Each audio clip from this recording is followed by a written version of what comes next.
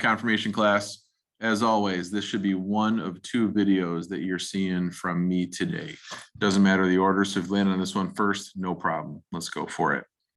So you should be in your book under journaling. We're in week 2 of our section 2.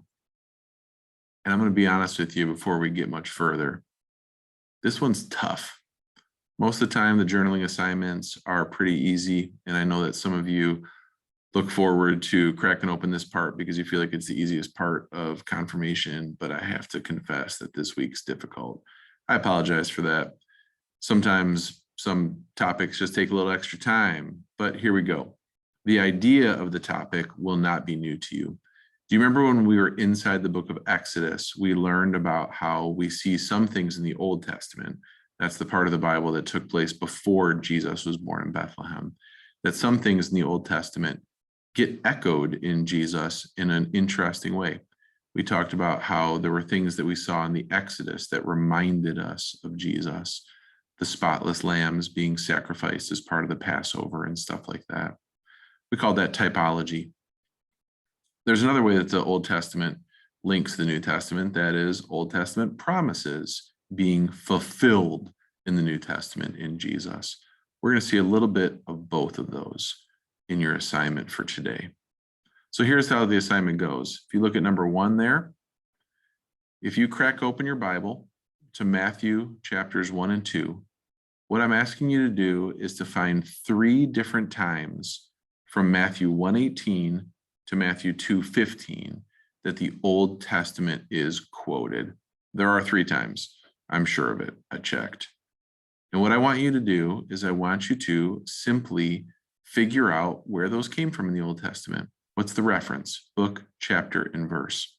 I want to be really honest with you about this one. You've heard me say this in journaling before, but it's absolutely true.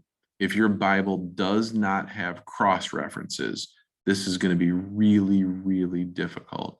In fact, if your Bible doesn't have cross references, you might have to use BibleGateway.com or some kind of Bible app. The cross references, if you're not sure, are usually either in the middle, on the outside, or on the bottom, and they're really small print. Maybe not to your youthful eyes, but to my old man eyes, I have trouble actually seeing them. I got to get really close. So what you do is you find the quote, you figure out what chapter and verse that's in Matthew, then you look over the cross references, and it'll say chapter 1, verse 19 or whatever, and they'll give you a little reference to another book of the Bible. Let's say it said Psalm 17:6. It doesn't, but that would be it.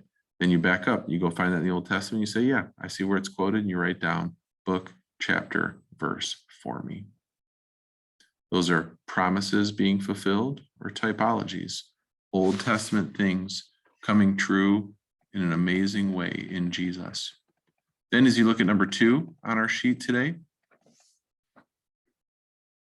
I'm asking you to go into the Old Testament and once again, tell me how these things remind you of Jesus as typologies, or how Jesus is the fulfillment of these Old Testament promises. That part should be pretty easy. Here's the difficult part. After that, number 3, what I want you to do is I want you to say, okay, well, I said Exodus 12 is about this. This is how Jesus is like that.